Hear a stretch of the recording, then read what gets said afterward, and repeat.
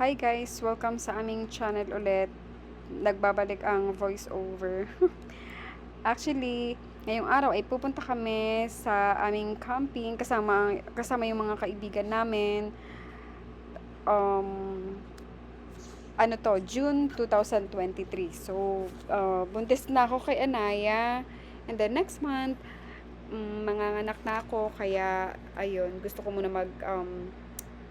maggala-gala, tapos mag camping kasama ang aming mga kaibigan. Second camping na to ni Delna, kaya excited na daw sila.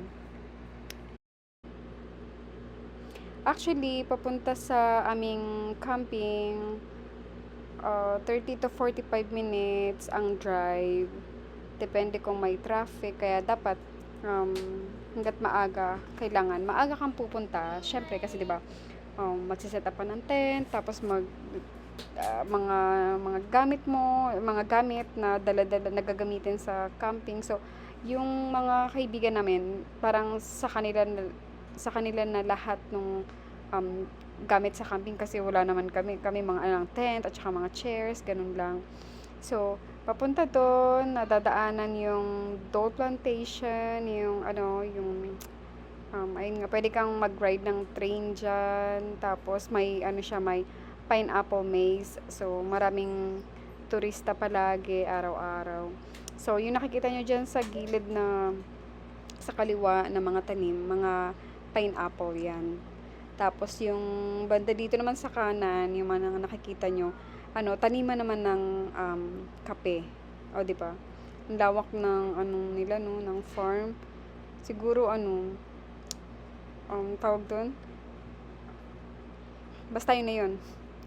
So, ayan, yung nakikita nyo na yung dagat sa medyo nga kasi yung panahon. Ang tag doon, sobrang maliwanag, mainit. Ayan nga, 'di ba? Banda dito sa Turtle Beach, medyo marami din kasing turista diyan na nag-stop kasi lagi maraming lagi kasing may nag-stop na turtle diyan, so kaya Turtle Beach, ayun pagkakaalam ko.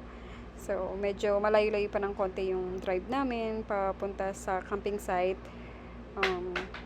Doon lang medyo traffic kasi maraming dumadaan, nagko-cross sa kabilang kalsada.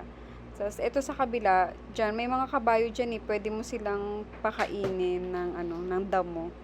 Tapos, pwede ka rin maglakad-lakad. Maganda rin maglakad-lakad, jogging. So, ayan, nga kami, naligaw kami, kaya, nag-U-turn kami, tas, di ba, doon kami galing sa kabila, nag-U-turn kami,